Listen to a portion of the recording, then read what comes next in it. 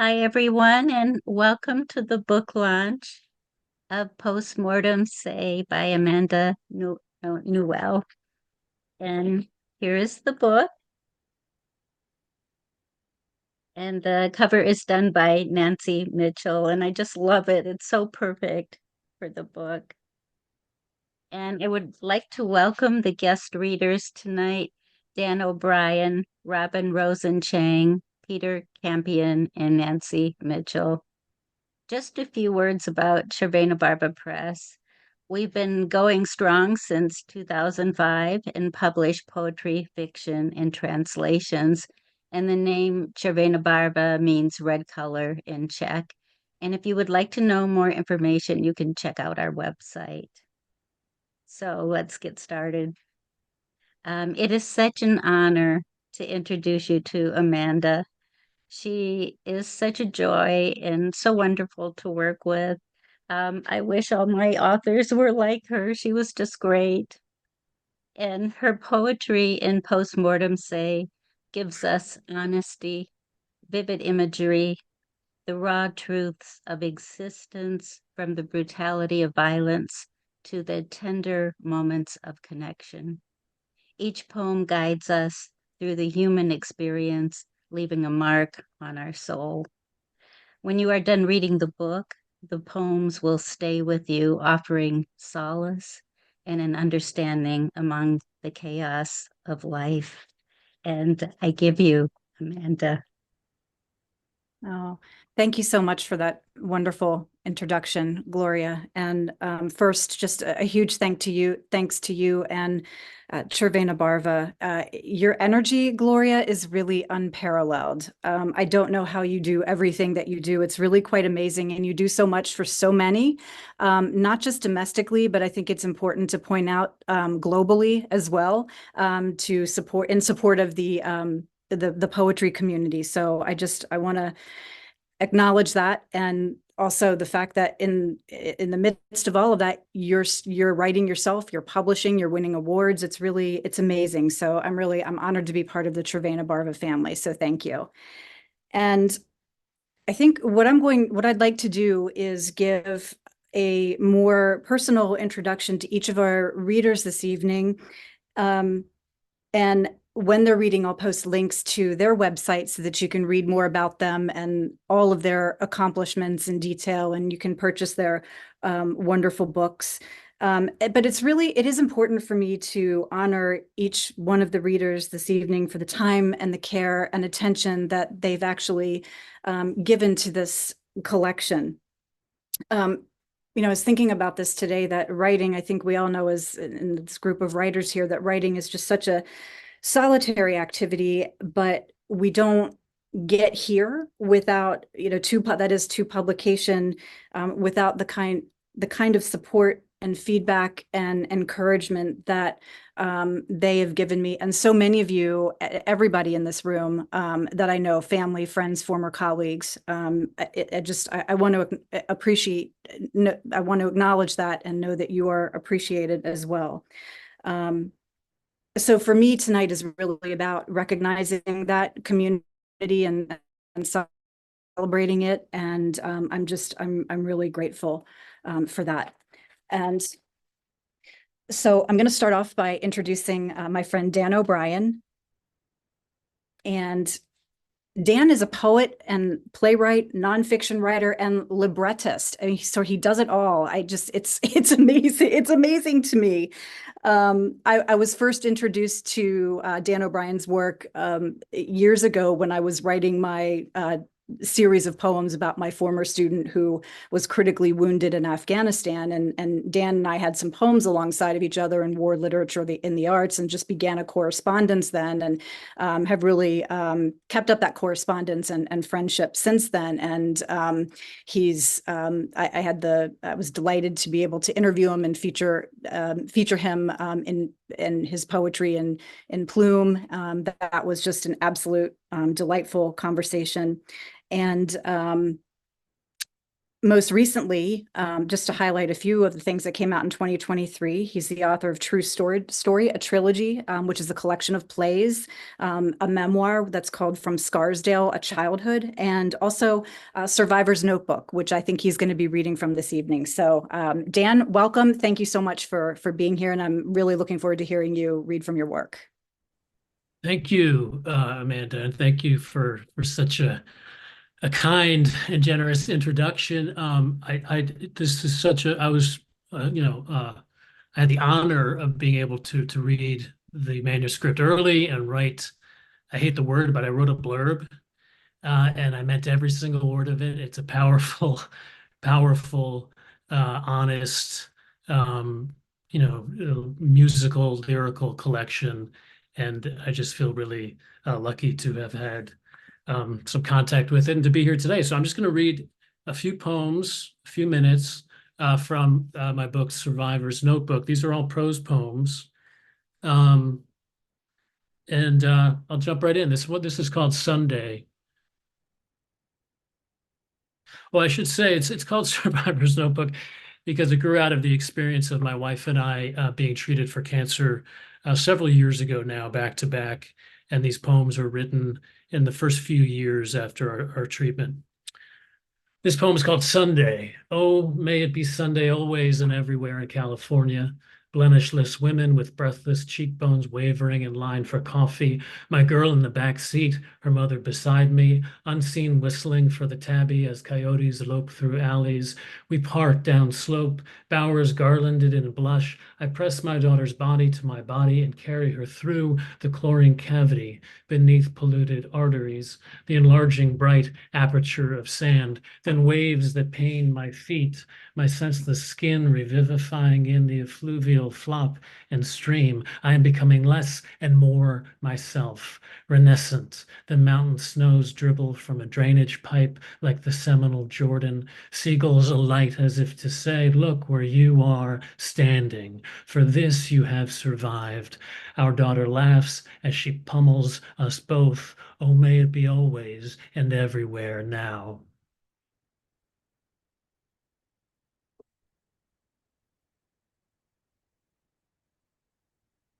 Flying on Easter.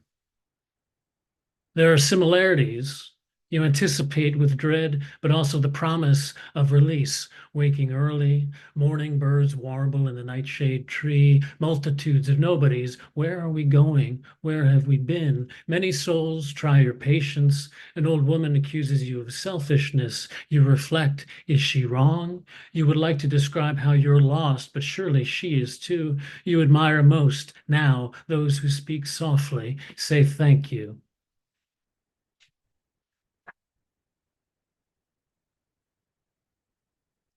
They look at you. They look at you as if to see, how have you changed? Has it aged you prematurely? They mean your skin, hair, weight, the sclera of your eyes. Is it hiding there somewhere inside you? Did I see you this morning jogging? Can I ask you, they ask you, what kind you had?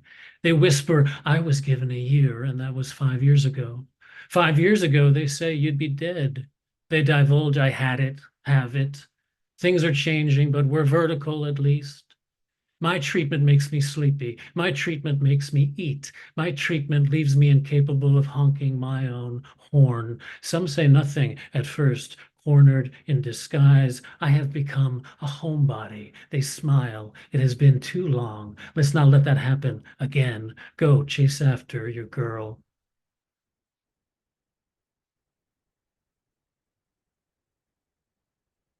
The crab. Like the summer after my brother tried suicide, when nothing was resolved or named, and the seaweed streaming shoals of the bay teemed with cancer the crab in mutating proliferation, sideways scuttling, and anything not palpably sand became envisioned chitin in my mind and launched me scrambling into my dubious craft. This is how I live now, in remission, bobbing along, peering past my reflection at the bottom of a rising tide.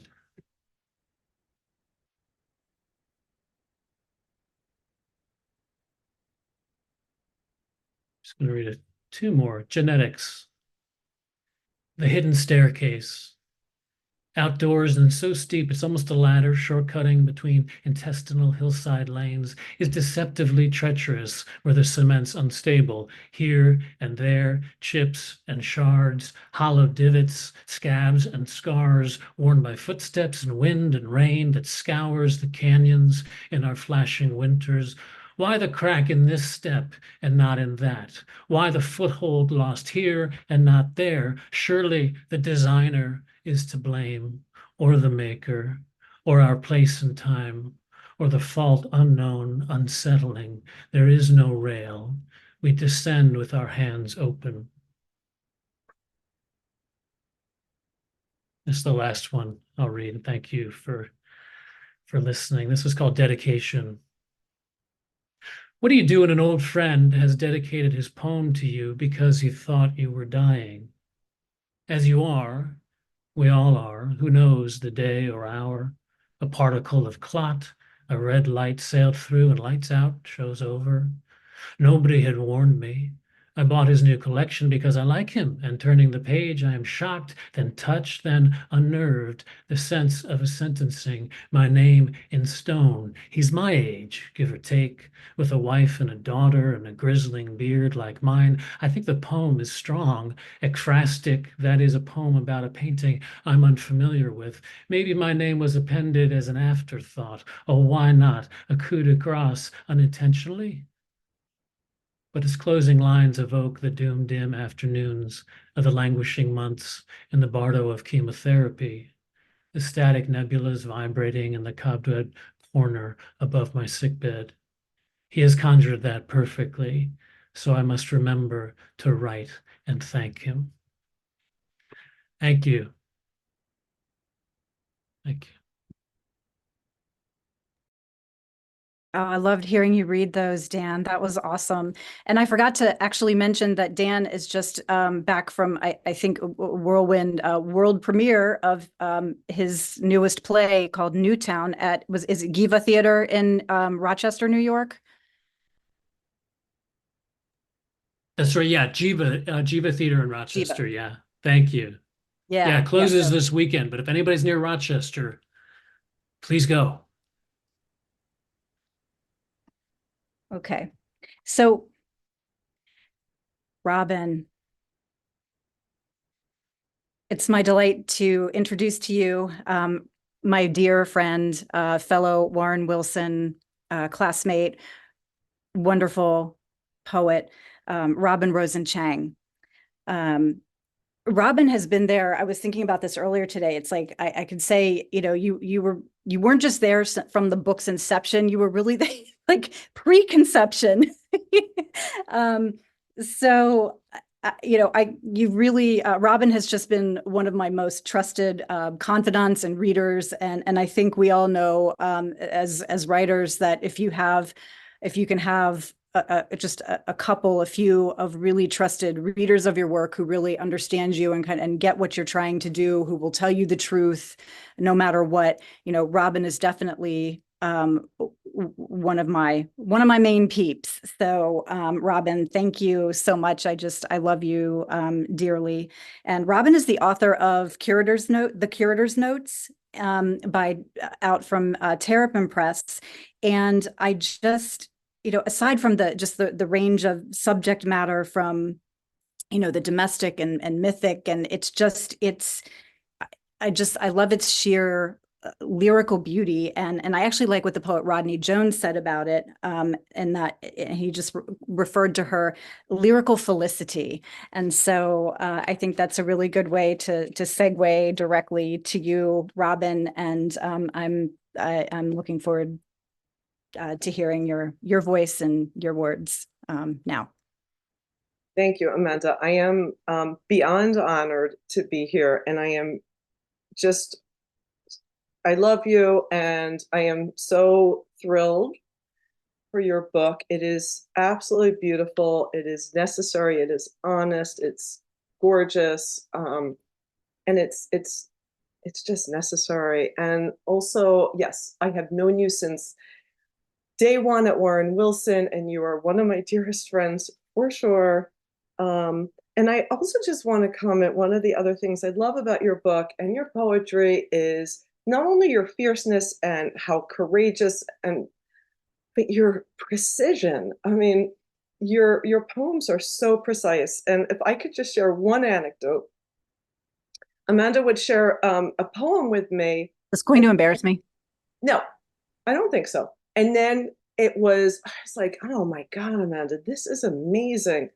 And then like 2 days later, she'd say, no, I have a different version. And then there'd be another. And I was like, no, stop revising there. And then I'd say, they're all like every revision you came up with, they were all amazing. Like they weren't even needed, but they were all amazing. And I'm just thrilled for you. And I'm really delighted to be here. So I'm going to read two poems that I believe are in conversation with your work, Amanda. I'm going to start with this poem called Riptide. Riptide. My mother's arm reaches out of the water and slides back in. Then the other arm. Repeatedly, they appear and disappear as they move her through the turbulent ocean. She's swimming diagonal to the shoreline, almost like someone caught in a riptide. But she's not. She's going calmly of her own volition, retreating from the beach where I lie. I squeeze my shut eyes hard. A sliver of her face appears, a waning moon, when her head turns after every second stroke. Her mouth opens just enough to pull in air that holds life in her. Fixed on something she seems to see, she keeps going. She doesn't struggle. The current doesn't batter her. It doesn't carry her off. She's a white spot in the water. She's taking herself away.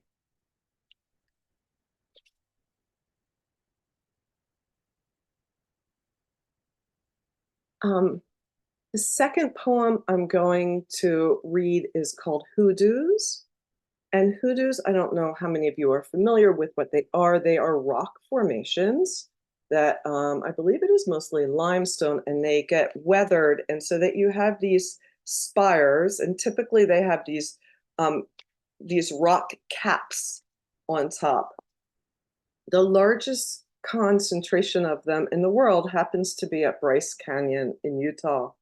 And some of the lore surrounding them is that ancient people misbehaved, and because they misbehaved, they were turned into rocks by coyotes. So they're also associated with witchcraft.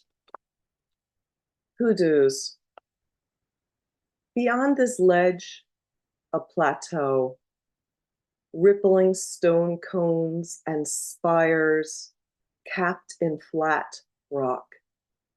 Rows of pink and orange, one behind the next, like lines of soldiers. I think about you, Father, standing at attention, hand raised, peaked white cap, officer, military intelligence, airborne. I knew almost nothing else. You rarely spoke of those years. You never met combat. You did say that when we asked. You started smoking in the Marines. Later, the cancer. You were speechless. Still, somehow, you managed to sing. From the halls of Manta.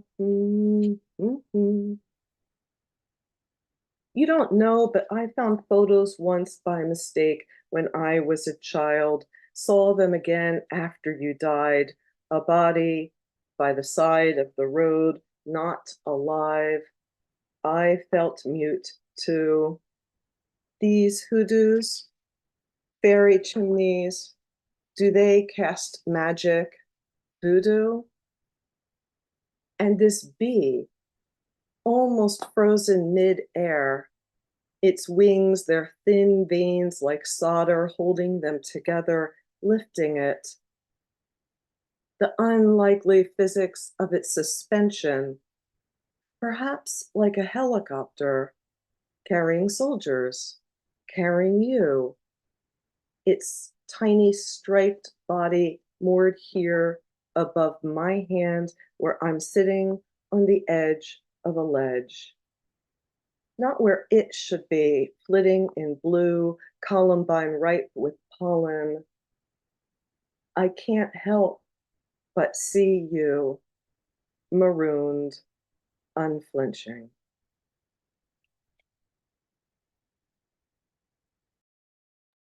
Thank you, Amanda. Oh my gosh, Robin. Wow, that was really, that was amazing and also mesmerizing. Thank you. It's good to hear your voice. Okay. I am really excited and honored that Peter Campion is here this evening to join in the celebration.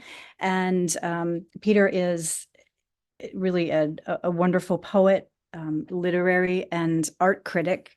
And is actually the author of 4 poetry collections, and I think he's going to be reading tonight from his new collection, Unidentified Animal. And Peter and I have been in conversation for Plume, and so I've been fortunate enough to get a sneak peek of that collection, and that interview will be coming out, and feature will be coming out in the July issue. So keep an eye out for that. It's just I don't know. It's hard. I don't know what to say about the collection other than it's just absolutely exquisite and just so smart. And Peter, I want to thank you. As I've been working through, kind of walking this book through publication the last couple of months. Thank you for being the voice of reason in many cases, as I think it's easy, and as writers, and obviously I think Robin gave you a little hint of this, but I will second guess myself, and I will or I can revise away a perfectly good poem, but when I was tempted to say, oh, I'm not sure that this one fits here or that one fits here, I think I should take this out, or I'm not sure about the order. Peter was really helpful. Like, no, just, keep it. So it was, I think sometimes we need that, we need someone to help us get out of our own way and be a little objective. So anyway, so I'm going to stop talking and let Peter read some poems. Thank you. Oh, thanks so much, Amanda, for that kind introduction. And it's just such a pleasure to read with poets I admire so much and to hear their readings, and in particular to be part of an event honoring this amazing book, this beautifully designed and rendered book that is just riveting. And it's somebody I think rightfully used the word raw for this book, and that's such a true word, and yet often when we use it, we mean a kind of power that comes from subject matter alone or from extremity alone. And while there are those elements in this book, what's amazing to me is the way in which the forcefulness of this book comes from its lines and sentences and phrases and rhythms and imaginative turns. And at the same time that it's a totally ferocious, uncompromising book, it's also surprisingly tender in so many ways. And I'm just so grateful for it, and want to read it again now that just everybody's talking about it. I think we'll probably all go and reread this book this weekend. I'm just going to read 2 poems, and the second is a little longer than the first. The first one is the title poem of this new book of mine that hasn't come out yet, called Unidentified Animal. Unidentified Animal. Just off the trail, just off the road, and running loud through brush from the left. Before becoming sheepdog or catamount, whitetail or wolf, the animal was vector, force, bare violence or flight from violence with, was it dragged branches or pebbles, muck, teeth, and the sound swept like a blade, the high, thin haul of trail sliced by diagonal clatter and crow shriek. The 9 p.m. late summer violet spun in a curtain crash of dark and light. So when the animal, fisher, bobcat, coyote, scampered across just up ahead, turning for seconds its human, not human, form of the four limbs, abdomen, neck, and skull, before it ran again, its eyes, night vision green through brush and shadow, flared out in a tremoring balance, tremoring rhyme of difference, trading back and forth with same. In our no language, no one was speaking.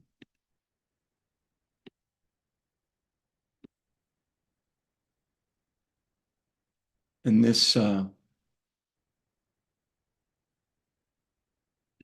next poem, you know, Dr. Johnson said that poetry shouldn't involve party politics, and I agree. But you'd be able to tell from the title that this is a poem that will do better in a Democratic administration because it's titled Amtrak. Amtrak. White guy, late middle age, designer slacks and t-shirt, pacing the platform as the city woke. Its hydrangeas and sirens, its famous concert halls. And then 5 cops in Kevlar out of nowhere tackled him. And there were orders on a megaphone and guns.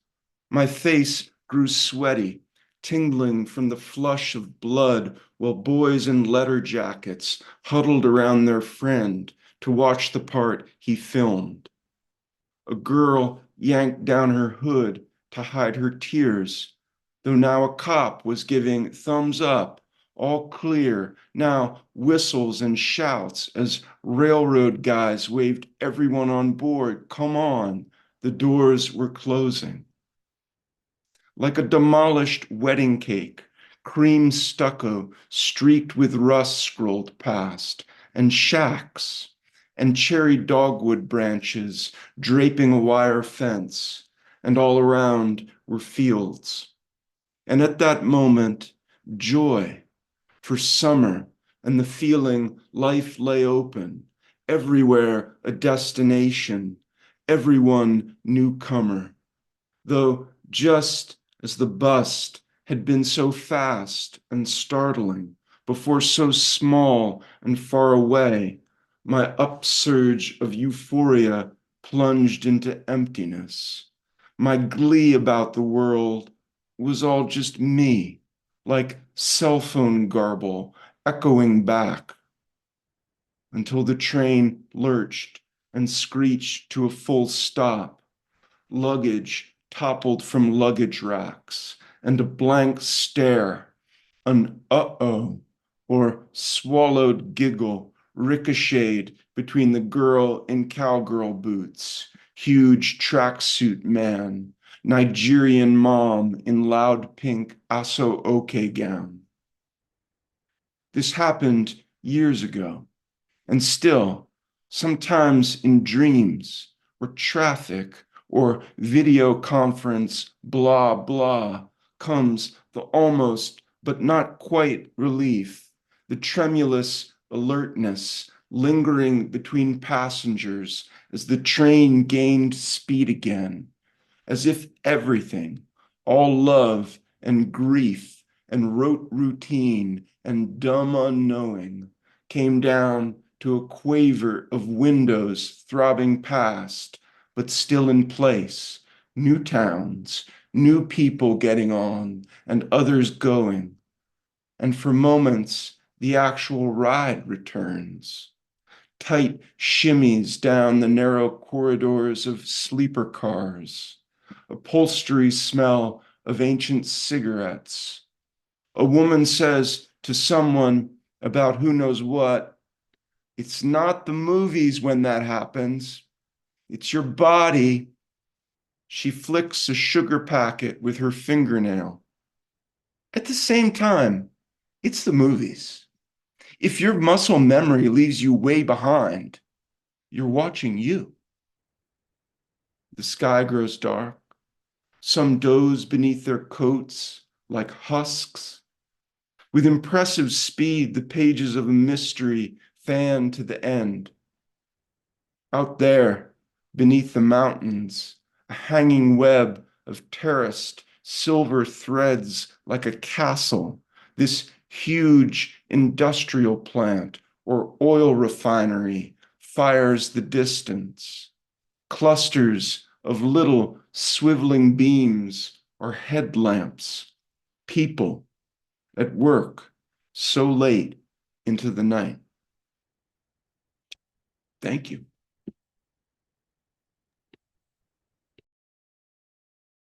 That was wonderful, Peter. Thank you so much. And just a little, I'm so glad that you read from Unidentified Animals so everyone can hear that and look forward to that coming out. So thank you. Thank you.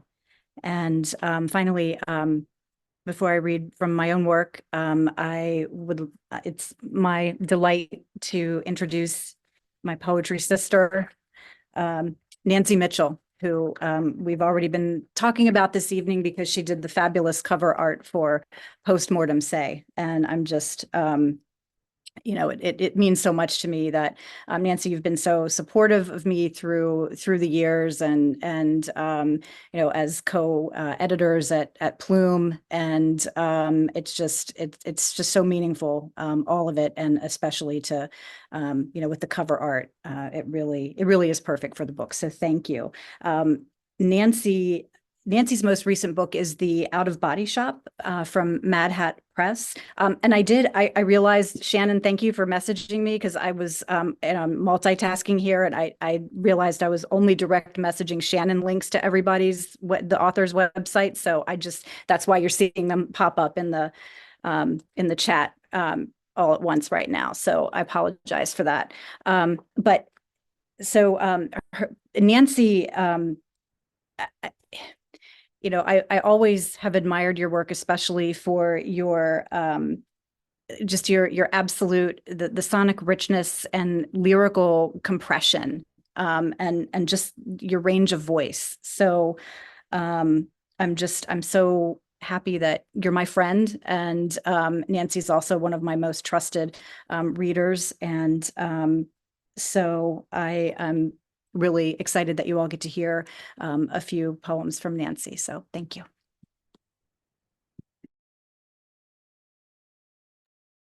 Hi, everyone.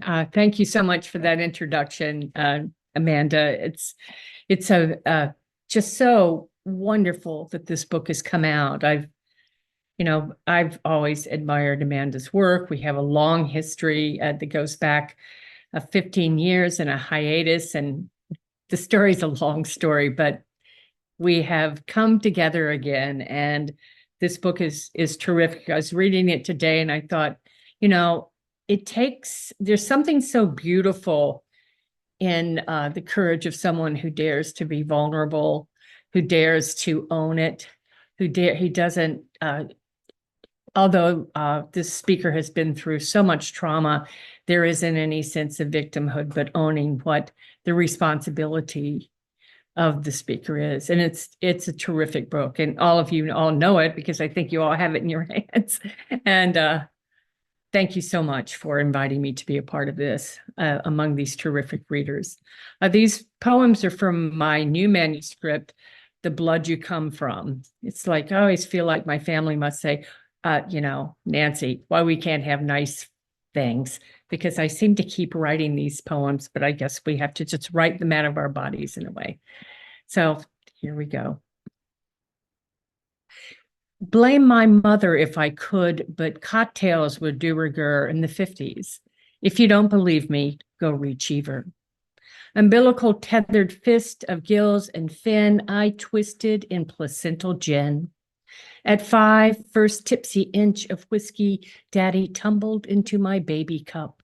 Cheers. I love the dizzy spinning monkey bars and trees, and falling, I saw the double helix in the stars, my very own spiral stairway to heaven. Always a woman, a war, or a lost cause was why Dad said those kind of men ended up at Zorro's, a 5-barstool hole in the wall, red neon Z slashing the dark alley behind the Tasty Freeze. Proximity to the reason for Dad's offer to take the big kids out for ice cream, leaving Mom home alone to wrangle the other 3, all under 4, into bed. As Dad bellied the bar, we huddled in the only booth. I stirred my hard vanilla scoop into soup while my brother bore a hole with his tongue to the bottom of his hot fudge sundae cup, a kind of linguist in the making if I ever saw one. When Dad, 3 whiskeys under his belt, bellowed, "Soldiers, tinch hut," we'd slide across the sticky vinyl to our feet and execute perfect salutes. Lots of hearty slaps on Dad's back and "Soldier, you're raising him up right," on our way out.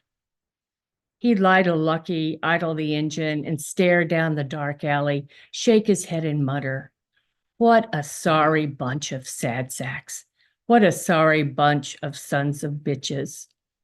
Although my hair was shiny as patent leather from all the cream, I was, as Dad pinching my waist pointed out, getting really fat as the nights marched on and on to 7th grade.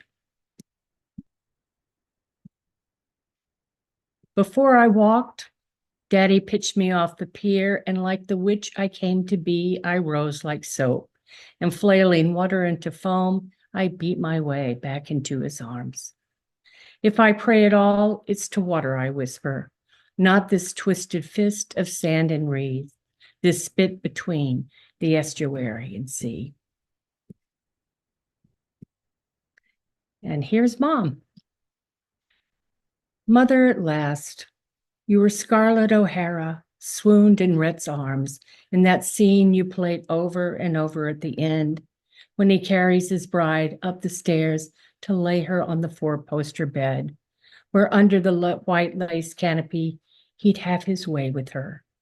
When the orderly swept you up from the bed to the gurney, then whisked you away, rubber wheels, whispering you gone. And this, I'm just a couple more here. I want to hear Amanda's poems. And a friend of mine had dementia, and she died, and my sister has dementia. And I love to hear their conversations. That sounds kind of odd, but the way that their memories were so crystal clear and precise, although some of the details were mixed up. So I just started listening a lot and had a fun time writing this poem. That doesn't sound nice either, but here we go. Sister Dementia remembers. Enough of bosom, ass, and pillow. It's up and out to get the bird before the early worm, the bone between my teeth before I drop it, the last olive out of the jar. I lived in a brown standalone with a stay-at-home. At the first sprig of forsythia, he'd lay me down on the table and take out his razor to trim me up for bikini season. How happy it made him to see me so kempt. God knows I never had a bikini, but by God, did I have a body. When the night nurse slipped out of post-op for a vending bag of Cheetos and a 20-minute smoke, my mother's throat swelled shut. When you sing, St. Augustine said, you pray twice. And I'm just going to read this last one for my friend Jean Valentine. And then we'll hear Amanda. Jean, you wanted a man, so we made one. big chest of casino money, and a spent Brillo pad of pubic hair. Speaking of Harry, you love to drive and love that I let you. A fact when mentioned to mutual friends occasion more than one genuflection. Oh, Mother of God, I miss you. Thank you so much, Amanda. Wow, thank you, Nancy. It's been again, just a delight to see everyone's faces here, but in particular to hear Dan and Robin and Peter and Nancy and your voices and your poems kind of in conversation with each other, bouncing off of each other, and just I love it. So this has been a lot of fun, and I'm going to jump right into it. And because it's Mother's Day weekend, I do want to. I want to particularly acknowledge my mother, who is on here, Diane Burt. I think she's still, yep, there she's here. Who I like to call the original badass. Robin, I think you had mentioned my, or fierceness, and it's, which is interesting because that was actually one of the words I was going to use to describe her this evening as well. And so I want to. I want to acknowledge her. She is also an artist and a writer, like her mother, who was a visual artist. I inherited none of that visual artistic talent. So I can write, but I can't do any of that. But I just want to acknowledge the fact that I write and create because of them and in that history. So. And I'm going to start off with some poems about motherhood and about actually an abortion I had, my first pregnancy, halfway through the pregnancy. I don't particularly enjoy talking about this or reading these poems, but it feels necessary to me given the political climate. And it was also, this was one of the poems that when I turned back to the page to start writing again, it was poetry that I found myself writing. A woman from the Infant Mortality Review Board calls. No, I am not an addict. Yes, I had a doctor. No, we are not smokers. No, I do not want you coming to our home. I could see it on the sonogram's chalk sketch, the club foot and cleft palate, fingers like vines. Some extra ones. A 1 in 10,000 error of cell division, the specialist said. Most women miscarry before it gets this far. 30 hours after the Pitocin and morphine, after the resident shoved his gloved fist into me to ripen my cervix with a kelp stick, I gave birth to a shiny, bruised doll, small enough to fit into a wicker Easter basket, and whose silence was welcome.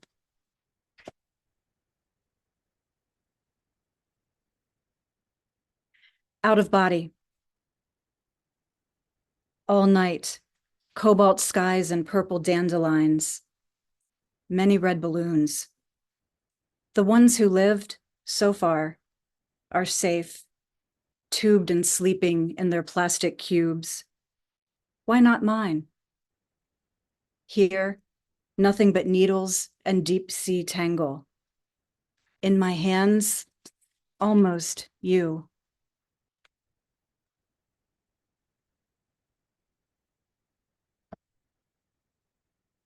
Child out. Didn't want him sliding through the strange blue, stall flung open, tits dripping, not another child lost, ashes for the letter block. Oh, where is my shoe? You cried, and were happy to be paralyzed. Are we too yellow? Too thin? Please God, no colic. Quick, say hello, hello to your ophthalmologist, Dr. Z, and smile. How embarrassing to be seen like this. He's operating, but not on you. Enter Nurse D in recovery. Her son's 30 now and divorced. So sad. Good thing she knows how to tend a wound. Towel after soaking towel of you.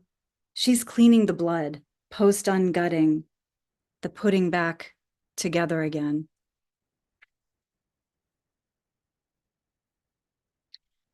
Speaking of gutting, I am now transitioning into, I'm going to lean into this tonight with the deer poems. I think my goal for whatever happens with my next book is to, and probably any book that I write in the future, is to never actually mention a deer again. But obviously part and parcel of living on the Eastern Shore. So I think my book is overpopulated with them in the same way that they actually are overpopulated on the shore. First kill. Our son shoots a deer during muzzleloader season, a doe, small enough to fit into the cooler my husband brought with him. The picture is already on the computer screen, our boy smiling as he kneels over his kill, her blood staining the leaves. One day, there will be another body spread before him. She too will bleed.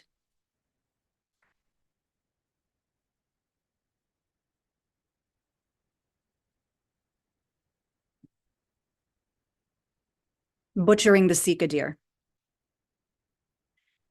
Bound by her hind legs, she dangles from the maple.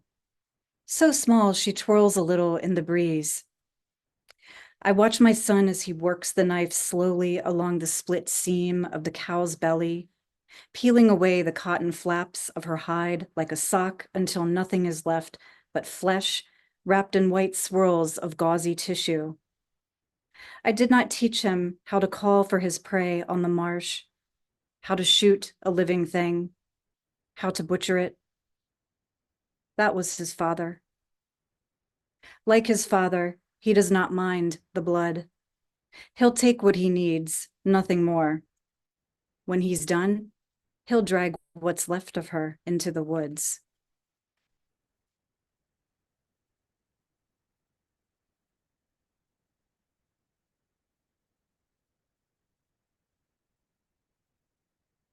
Important. He'd gone again, dressed in camo and a bulletproof vest, sig at his hip. Gone despite her constant nagging, the why go if you don't have to, and what if something happens, please? But where else the exhilaration? With their sickly boys, 3 and 1 who never slept, with his depressed, distant wife who left piles of laundry, never cooked, cleaned, gardened, who cut her eyes at him, yes, he'd seen her, his heavy foot, the shaking floor. Still, he always came home, no different tonight, but for the quickly conjured summer storm. His pickup struck by lightning as he pulled into the drive, and he nearly burned alive while she'd been where? Safe, inside. And later swore she hadn't heard him. Unlock it, damn it. His fists on the door.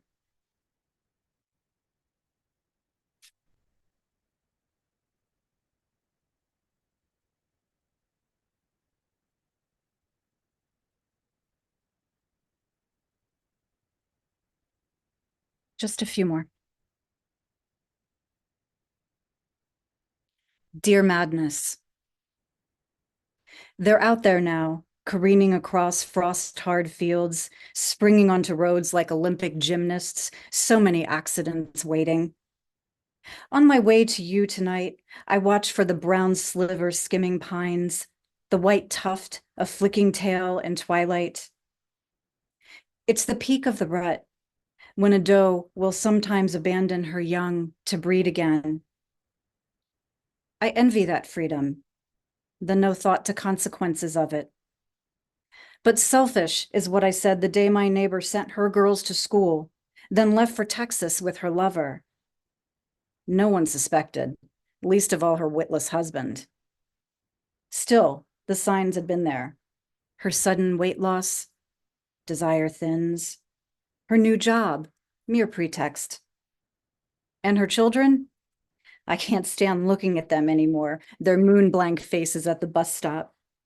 What could they know of the body, how it goes where it must, like the doe who's running into my lights? I can see it now in the wet glint of her dark eye, that wild hunger.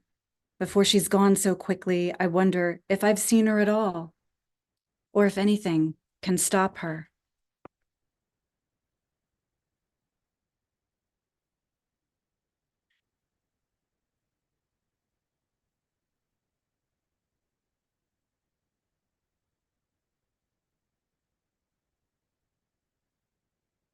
I think just two more.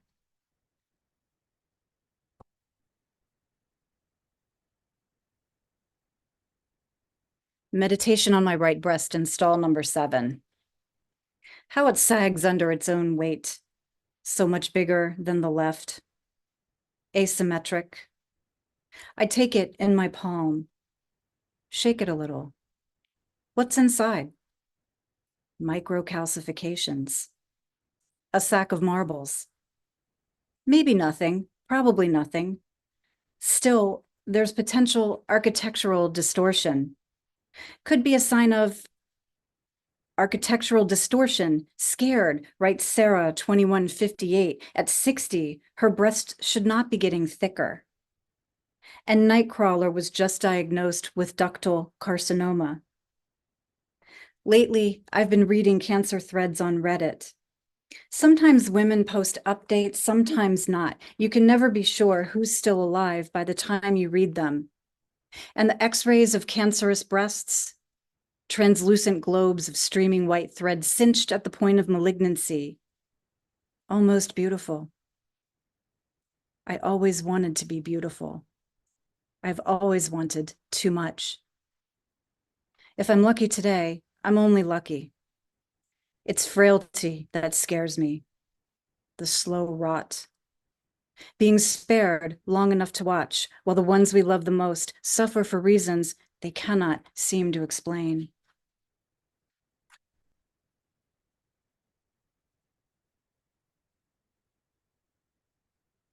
And one more.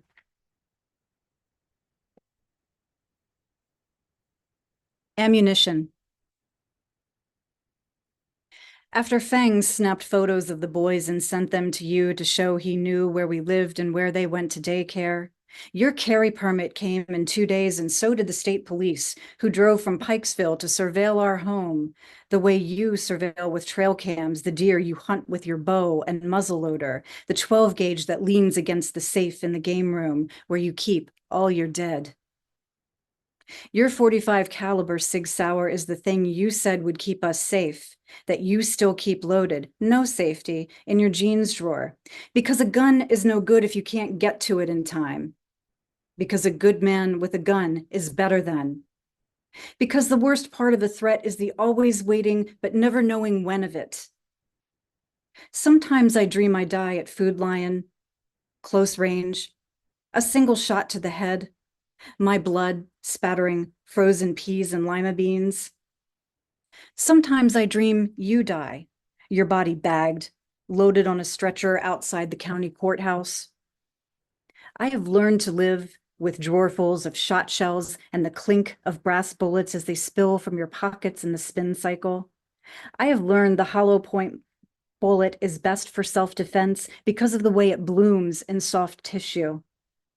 But the day you left your Sig loaded on the kitchen table, the boys were home, and I learned I could say it. I will leave you. How many times have I sworn it? Don't make promises you can't keep, Chekhov said. One must not put a loaded rifle on the stage if no one is thinking of firing it. Yet, here we are, loaded guns across the page, and I still can't pull the trigger. Thank you, everyone. Thank you. Thank you. And I would also be remiss. It's always one thing. It's like leaving the house in the morning.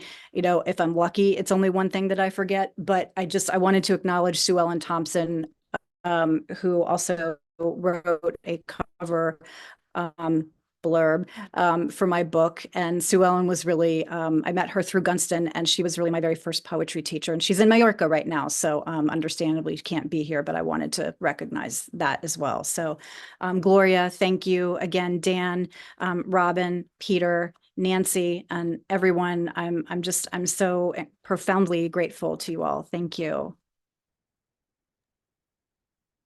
Thank you so much, Amanda. That was wonderful. And really, thank you so much to Amanda and the special guest readers. All of you were just so wonderful. And what a great night.